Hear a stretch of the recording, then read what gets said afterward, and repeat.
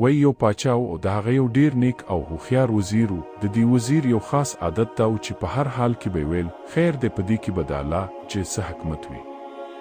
یو ورځ پاچا ناست و، میوه یې خوړله چې ناڅاپه ترې چاړه خطا شوه او د لاس ګوته یې سخته پرې شوه. ډیره وینه ترې لاړه او پاچا په درد کې و. وزیر چې دا حال ولید نو په ډیر آرام یې ویل پاچا صاحب ایکې به هم څه خیر وي. پاچا ته ډیره غوسه ورغله، ویل زما ګوته پرې شوه، زه په تکلیف کې یم او ته وایې خیر به پکې وي. ستا عقل خو سم دی. د پاچا سمدستي سپاهیانو ته آواز وکړ دا وزیر بوځئ او په زندان کې بند کړئ.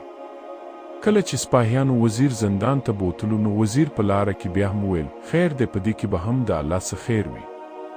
څو ورځې وروسته پاچا د خپلو نورو ملګرو سره ځنګل ته د ښکار لپاره لاړ. په ځنګل کې پاچا له خپلو ملګرو نه لاره غلطه کړه او یوې داسې ډلې ونیولو چې هغوی د غره خلک وو او د خپل بد لپاره یې د انسان نذرانه قرباني کوله. هغوی پاچا وتړل او کله چې د حلالولو لپاره تیار کړو نو د هغوی مشر ویل ای ودرېږئ، د دې سړي لاس وګورئ، د ده خو ګوته نشته. زموږ د بد لپاره داسې سړی په کار دی چې بدن یې پوره روغ وي. دا خو ابجن دی، دا پرېږدئ، موږ ته په کار نه دی.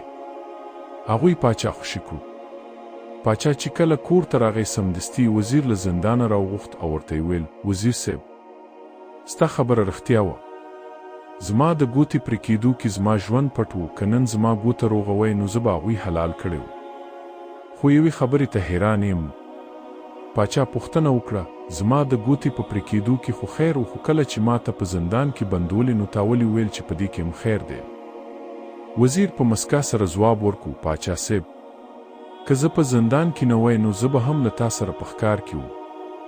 ستا ګوته پرې وه، هغوی ته یې پرېښودې، خو زه خو روغ وم نو هغوی به زما سر پرې کړی و، نو زما زندان ته تلل زما د ژوند د بچ کېدو وسیله شوه.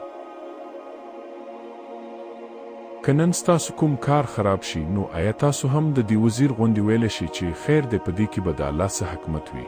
موږ په ظاهره یو شی بد ګڼو خو په اصل کې په هغې کې زموږ لپاره ګټه وي. صبر په سخت وخت کې بې صبره کېدل نه ده. که تاسو ته دا کیسه خوښه شوې وي نو ویډیو لایک کړئ او د خپلو عزیزانو سره شریک کړئ. د داسې وبرتناکو او په زړه پورې کیسو لپاره زموږ چینل سبسکرایب کړئ. د لیدو مننه په مخه مو ښه.